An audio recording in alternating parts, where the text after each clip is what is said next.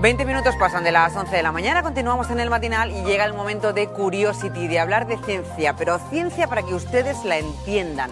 Ciencia aplicada a la vida cotidiana y para ello contamos con la ayuda inestimable de María José Moreno. María José, ¿qué tal? Buenos días. Buenos días, encantada de estar aquí. Y además vamos a hablar hoy de matemáticas, pero no se asusten, que ya les decimos que son matemáticas aplicadas, María José, a la vida normal, a la vida cotidiana, a ir al supermercado, a hacer la compra, a las cuentas de casa, a todo ese tipo de cosas. Sí, ¿no? Vamos a hablar de matemáticas, de esa ciencia, como dices, que a lo mejor es la ciencia por excelencia, ¿no? Y muchos aquí se enfadarán conmigo por haber hecho este comentario, pero sí que es verdad que las matemáticas están en todas las demás ramas de la ciencia, se utilizan muchísimo pues, para investigar, para seguir avanzando, están además en nuestra vida diaria y en la naturaleza, y de todo esto vamos a hablar hoy con Luis Alías, que es catedrático de Geometría y Topología de la Universidad de Murcia, que nos acompaña en el estudio. Muy buenos días. Hola, ¿qué hay? Buenos días, muchas gracias. Luis, buenos días. Buenos días. Bueno, aquí tenemos a un matemático en estado puro. No sabemos si tiene cara, si los matemáticos tienen esta cara así como de profundidad, ¿no? De carga profunda, de estar siempre en la mente ahí haciendo cálculos y cosas, o eso es una leyenda urbana, Luis. Somos gente seria, los matemáticos somos gente seria. Sí. Luis, vamos a hablar del trabajo de investigación que desarrolla él. Ha ingresado hace poco como académico numerario de la Academia de Ciencias de la región de Murcia. Hay que decir que las academias son como pues las instituciones ya como el máximo rango que se puede alcanzar como científico, después del de catedrático, que es dentro de la carrera investigadora el rango más alto. Pues Luis Alías es académico numerario de la Academia de Ciencias de la región de Murcia, a la que ingresó hace unas semanas y en la que hizo un discurso pues sobre sus líneas de investigación. Así que yo le invito a que nos cuente brevemente a qué se dedica en su día a día en ese trabajo de matemático en la Universidad de Murcia. Bueno, pues la línea en la que yo trabajo es una línea que se marca dentro del campo de la geometría diferencial. La geometría diferencial es la aplicación del cálculo diferencial, que es todo el mundo se acuerda un poquito de las derivadas y las integrales, pues es aplicar eso al estudio de la geometría, para estudiar la forma de, por ejemplo, de las curvas y de las superficies en el espacio, en lo más sencillo sería en el espacio en el que nosotros vivimos. El espacio que nosotros vivimos le llamamos el espacio euclídeo, en honor a Euclides, y es un espacio tridimensional en donde podemos observar objetos bidimensionales, que son las superficies, o objetos unidimensionales, que son las curvas, que vienen a simbolizar un poco la trayectoria de un móvil. Entonces, el estudio de la aplicación del cálculo para el estudio de la geometría de esos cuerpos es lo que se llama la geometría diferencial. ¿Y cuál es el objetivo de eso? Porque entiendo que eso tiene un objetivo final, que es aplicarlo a algo para entender otra cosa. No necesariamente, es decir, muchas veces en matemáticas, una teoría matemática no tiene por qué tener una aplicación directa a algo. Vale. Y a lo largo de la historia de las matemáticas tenemos ejemplos, por ejemplo, dentro mismo de la geometría diferencial, como teorías matemáticas que se han desarrollado, a lo mejor, simplemente por el placer de hacer matemáticas. Muchas veces la matemática tiene un componente casi artístico, en el sentido de que el artista, ¿cuál es la utilidad de un cuadro? Pues muchas veces ocurre lo mismo. Puede haber un interés puramente, si quieres, artístico de desarrollar una teoría y luego resulta, de momento sin buscar una aplicabilidad directa. Pero luego resulta que a lo mejor años más tarde esa teoría que se ha desarrollado desde un punto de vista puramente teórico resulta ser la clave para aplicarlo a algo realmente práctico. Entonces, en matemáticas eso ocurre muchas veces y está lleno de ejemplos. Lo que sí, Tati, este trabajo que desarrolla Luis con su grupo de investigación le sirve para hacer afirmaciones como, por ejemplo, que la línea más cercana entre dos puntos no es la línea recta. Pues nos ha matado, porque toda la vida estamos estudiando eso y ahora resulta que no, y los que somos de letras puras o casi puras, pues nos hace un lío, porque para una cosa que sabíamos... No, pero vamos a ver, eso lo vas a entender muy bien, porque tú, por ejemplo... A ver, la línea, el camino más corto entre dos puntos es la línea recta, cuando puedes moverte por la línea recta. Ah, vale. Pero, por ejemplo, tú imagínate que vamos a hacer un ejercicio, digamos, mental y vamos a imaginarnos que somos individuos bidimensionales, que vivimos sobre una superficie, por ejemplo, sobre la superficie de una pelota de fútbol. Sí. Y tú estás aquí y yo estoy aquí. Si tú quieres venir a verme, tú no puedes ir por la línea recta, porque tu mundo es la superficie del balón. Tú tienes que desplazarte sobre la superficie del balón. Sobre la superficie del balón no hay líneas rectas. Entonces, en ese caso, ¿cuál es el camino más corto entre estos dos puntos en la superficie del balón? pues es lo que llamamos un meridiano. Y de hecho eso es lo que se aplica en la navegación, porque realmente la Tierra modelizando sería una esfera. Nosotros cuando nos desplazamos por la Tierra no vamos en línea recta, cuando vamos sobre la superficie de la Tierra, porque es curvada. Entonces, en el contexto geométrico de la geometría diferencial, el camino que une dos puntos, el camino más corto que une dos puntos, es lo que se llama una línea geodésica, que no tiene por qué ser una línea recta. A veces es una línea recta cuando la superficie sobre la que me desplazo contiene líneas rectas. No hace falta que sea recta ella, contiene. Por ejemplo, si vivo en la superficie de un cilindro, en un cilindro sí contiene líneas rectas. Pero si vivo en superficies en donde no hay líneas rectas, como en una esfera, tengo que desplazarme a través de meridianos. Y eso se llaman las geodésicas, ¿de acuerdo? Entonces, de ahí viene la afirmación de que muchas veces el camino más corto entre dos puntos no es la línea recta. Es la línea recta cuando la puedo utilizar. Y además todas estas líneas de investigación les han servido también para que su grupo, el grupo de Geometría Diferencial y Convexa, sea seleccionado como uno de los grupos de excelencia investigadora de la región de Murcia por la Fundación Séneca. Hay solamente 24, uno de ellos es este grupo, precisamente seleccionado por la importancia de sus líneas de investigación, que como decía Luis, en algunos casos son líneas básicas, pero que nos permiten seguir avanzando, como veremos ahora con algunos ejemplos, en el día a día de la vida y en seguir avanzando la tecnología, nuestro día a día, pues que podamos seguir avanzando en la ciencia. En eso ayudan muchas de las líneas de investigación que desarrolla Luis junto con otra compañera, que es la segunda investigadora principal, y que tenéis algunas líneas de verdad muy potentes. Sí, nuestro grupo de investigación se llama Geometría Diferencial y Convexa, tiene dos grandes bloques, lo que es la geometría diferencial, que digamos que es donde trabajo yo, y la geometría convexa, que es la aplicación del análisis convexo también para el estudio de problemas geométricos. Esta línea es desarrollada principalmente por María Ángeles Hernández Cifre, que es la segunda investigadora principal del proyecto, y bueno, en el grupo somos digamos el nexo del grupo. Aquí en Murcia somos en torno a unos 10-12 investigadores, contando profesores, investigadora Ramón y Cajal, becarios de investigación, gente que está haciendo la tesis. Es un grupo muy dinámico, y nosotros lo que desarrollamos es una investigación básica dentro de lo que es la matemática pura. Pero como comenta María José, esto no quiere decir que esto no sirva para nada, porque a mí me gusta poner el ejemplo de que la matemática, primero no me gusta distinguir entre matemática pura y matemática aplicada, porque realmente lo que hoy es puro mañana puede ser aplicado. Lo importante es que sea una matemática de calidad, que se mida por unos parámetros de calidad a nivel internacional, y eso es la manera de medir eso es la repercusión que tiene el tipo de trabajo que hacemos. Esa repercusión pues se publica en revistas de alcance internacional, de reconocido prestigio dentro de nuestro campo, digamos, y es lo que le da solvencia a la investigación que hacemos. El que sea aplicado o no, pues muchas veces con el tiempo vendrá, ¿de acuerdo? Por ejemplo, como comenta María José, me gusta poner el ejemplo dentro del campo que yo trabajo de la geometría diferencial. Pues uno de los padres de la geometría diferencial fue un alemán llamado Bernhard Riemann, fue alumno de Gauss, que en la segunda mitad del siglo XIX sentó las bases de lo que hoy se llama la geometría riemanniana, en honor suyo. Esas bases, digamos, fueron, hablando, digamos, muy intuitivamente, lo que él hizo fue extender a espacios de dimensión arbitrariamente grande toda la teoría que anteriormente había desarrollado Gauss. Gauss fue otro de los fundadores de la geometría diferencial, se encargó fundamentalmente del estudio de la geometría de curvas y superficies en este espacio tridimensional que hemos estado hablando. Pero posteriormente Riemann se dio cuenta que en realidad no hacía falta restringirse a este mundo tridimensional. Eso es una imposición que viene de nuestra propia naturaleza física, de ser nosotros mismos seres tridimensionales. Entonces se dio cuenta que era posible desarrollar toda esa teoría en espacios de dimensión arbitraria, dimensión 4, 5, 6, 7, 8, n, que es lo que hacemos los matemáticos, ponemos una letra, y desarrolló toda esa teoría, introdujo el concepto de curvatura, que es la curvatura en espacios de dimensión arbitraria, desde el punto de vista puramente matemático, sin más pretensiones.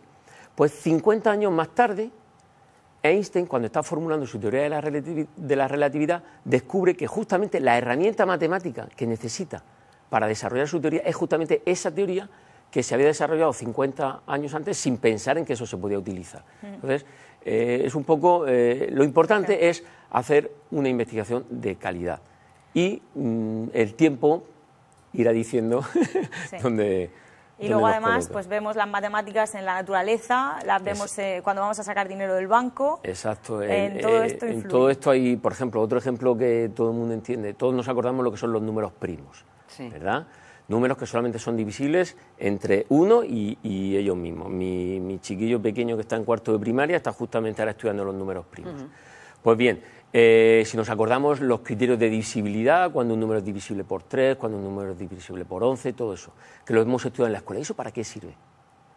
Pues, eso digo yo, ¿para qué sirve? Pues eso sirve para que cuando tú estás enviando, por ejemplo, un mensaje por Internet, ese mensaje llegue bien a su sitio y solamente lo pueda leer la persona a la que tú quieres que lo lea. O cuando tú estás pagando, por ejemplo, haciendo un pago seguro por Internet, utilizando tu tarjeta de crédito y estás metiendo los números de tu tarjeta de crédito, puedas estar segura de que cuando le das al botón, nadie, solamente la persona que va a recibir eso es la única que puede descifrar el número de tu tarjeta de crédito. ¿Por qué? Porque eso se basa en lo que se llama la criptografía. La criptografía consiste en codificar la información de tal manera que se transmita de manera segura. Y uno de las bases de la criptografía está justamente en los números primos.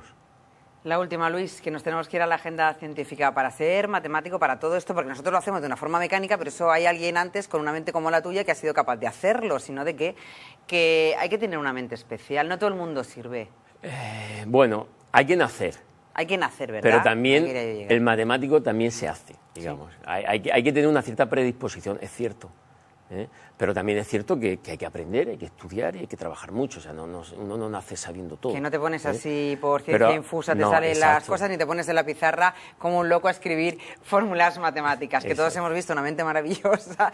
Madre mía, pero la formación es muy importante, la formación es muy importante, pero es cierto que... ¿Y tiene futuro ser matemático? Por supuesto. ¿Se puede vivir de las matemáticas? Por supuesto. Es una de las carreras con más necesidades, porque hay muy pocos matemáticos, entonces hay muchísima demanda de matemáticas. No tiene desempleo y tiene muchas salidas, porque precisamente tenemos una mente muy cuadriculada que nos permite razonar a lo mejor de una manera diferente a otras personas. Entonces podemos abordar la resolución de un problema con perspectivas que a lo mejor no se te habrían ocurrido. Y ahí es donde el papel del matemático, y hoy en día los matemáticos se están abriendo camino, ya no solamente en los campos tradicionales de la enseñanza y la investigación, sino en la empresa, por supuesto en el mundo de las finanzas, en la informática. Luis Elías, muchísimas gracias por intentar abrirnos un poquito más la mente. Seguro que lo has conseguido en algunos casos, en otros cuesta un poquito más. Muchísimas gracias, enhorabuena por ese ingreso en la academia y nos vemos más adelante, que nos cuentes más cosas, que es muy interesante. Además es que estamos empezando a entenderlo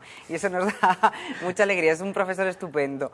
Gracias, Luis. María José Moreno, que nos vamos a la agenda científica. Vamos a ver la agenda, que todos atentos, que no se pierdan ni un evento esta semana. Ahí la tienen. A un paso de la Navidad, las actividades científicas se multiplican.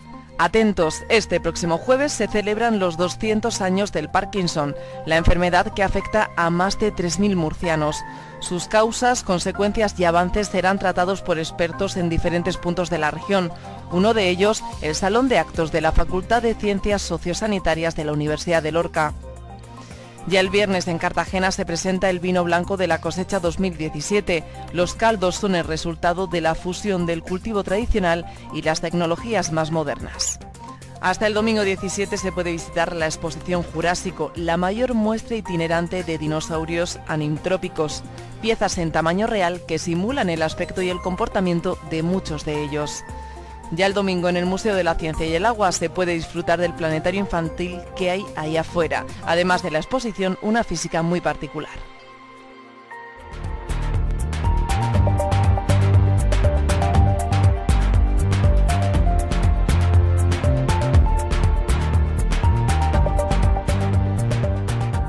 Ahí estaba esta agenda con todo lo que se puede hacer, ¿no?, en el mundo de la ciencia. Con algo, porque nos dejamos siempre actividades, tenemos que meter todo. Pero eso es bueno, que nos dejemos cosas. Eso es que hay mucha actividad científica. Hay mucha. Y eso siempre es bueno. María José, vamos a pasar de las matemáticas al calzado. Al calzado y al plástico, decimos siempre de los laboratorios de la universidad a los laboratorios de la innovación de la región de Murcia, de la mano del Instituto de Fomento. Hoy nos vamos hasta el Centro Tecnológico del Calzado y el Plástico, y para hablar de esto tenemos con nosotros a su director, a Rafael Losana, que nos acompaña esta mañana. Buenos días. Muy buenos días. Vamos a presentar este centro. Estamos conociendo poquito a poco todos los centros tecnológicos de la región de Murcia. Hoy hablamos del calzado y el plástico, que son sectores también muy importantes en la economía regional. Sí, han adquirido una relevancia con el paso del tiempo, sinceramente, muy elevada.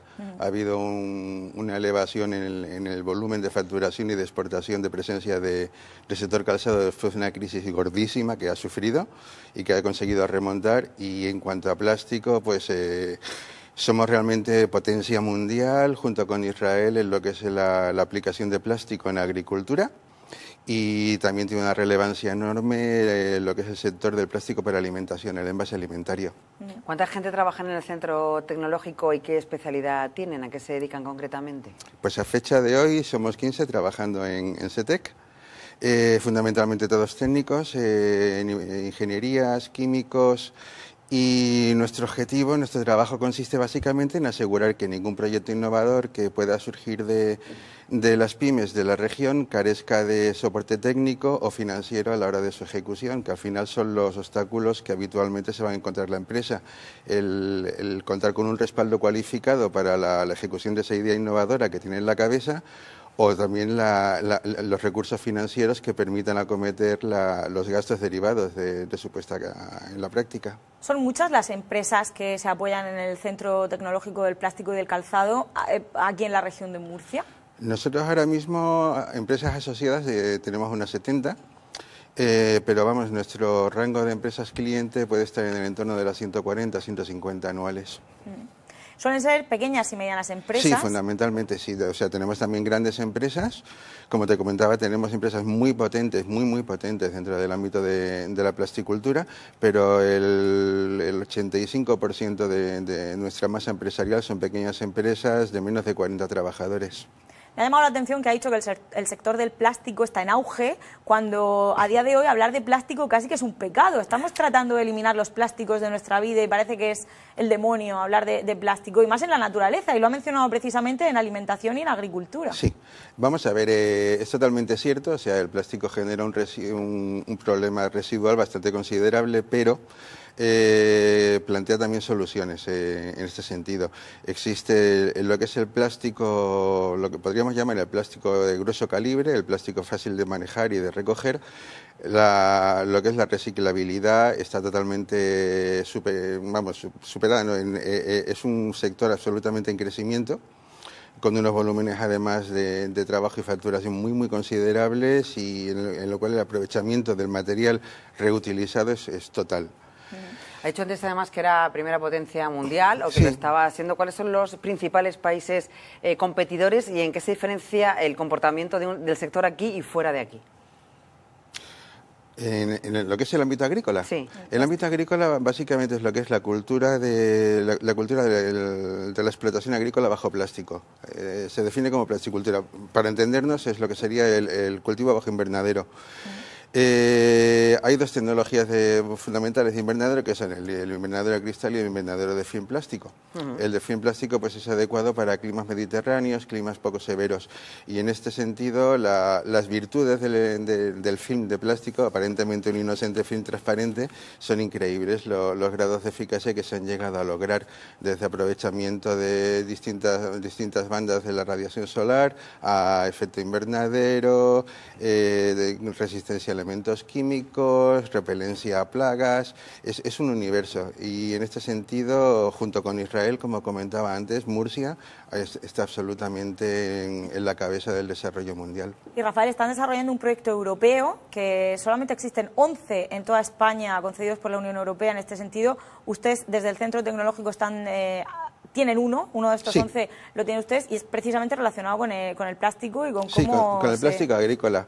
Este concretamente era el segundo nicho de plástico, que sería el de galga fina, para que nos entendamos, el plástico negro de las bolsas de basura o similares, que ese sí que tiene una eliminación complicada. Entonces, en este proyecto, que como bien has comentado, es uno de los 11 únicos proyectos financiados en toda España, estamos desarrollando un film de galga fina biodegradable, con la peculiaridad de que la degradación se produce por el agente biológico que vive separado del plástico. Nosotros desarrollamos una variedad de bacteria que se va a alimentar exclusivamente de ese plástico una vez que haya acabado su ciclo de utilidad agrícola, su ciclo de producción y de recogida. Y además, para seguir avanzando hay que seguir formándose y ustedes ayudan también a la formación del personal de las empresas y de los jóvenes de la región de Murcia a que sigan avanzando y conozcan los sectores a los que se pueden dedicar. Correcto. En este sentido, por ejemplo, también llevamos otra iniciativa muy destacada, que es dentro del proyecto europeo también Erasmus+. Tenemos también concedido uno de ellos en la línea K3, que es la más exigente de todas, y solamente han sido otorgados 10 proyectos en toda Europa. Básicamente para lo que es hacer una gestión europea homologada, la introducción de jóvenes en la industria de fabricación de calzado. Facilitar un poco el acceso de los jóvenes que a fecha de hoy no tienen un destino profesional marcado en un sector de industria que aquí en España y en Murcia concretamente pues está en claro auge y necesita de mano de obra especializada. Pues ya ves, otro de los centros tecnológicos de la región de Murcia ayudando a que la economía siga en marcha, a que los jóvenes encuentren trabajo, las pymes estén innovando y que no nos quedemos atrás. Y además, como decía él al principio, a dar salida a esos proyectos que en un principio podrían quedarse estancados por falta de recursos y por falta de iniciativas. Sin embargo, ellos lo saben ver y lo sacan al mercado y lo sacan al exterior. Efectivamente. ¿No? Ese es nuestro objetivo, madre, el conseguir, digamos, que nada se quede en la papelera como una idea fracasada, sino que aquella idea que sea puntera y brillante pueda ser llevada a la práctica y pueda acabar en un producto que esté en la industria o en el lineal o en la casa del consumidor final. Pues enhorabuena, sí me gusta, María José, que traigas cosas que den alegría y esperanza a Claro los jóvenes que nos ven y a los que no nos ven también, de que hay futuro y que no nos vamos a quedar estancados a pesar de las crisis económicas y todo eso, sino que hay futuro en un montón de sectores y están en la región de Murcia, región ¿no? de Murcia podemos ir con la cabeza muy alta por la calle y decir, oye, que en la región de Murcia se hacen cosas muy interesantes. Rafael Losana, muchísimas gracias. A vosotras. Tati, antes de marcharnos, te cuento la noticia científica de la semana, a ti y a quienes nos ven, porque 4 científicos españoles han sido elegidos por la revista Nature como inspiración para nuevas generaciones. Se trata de Margarita Salas, de Carlos Belmonte, Luis Tornel y Carlos López Otín. Son científicos de renombre.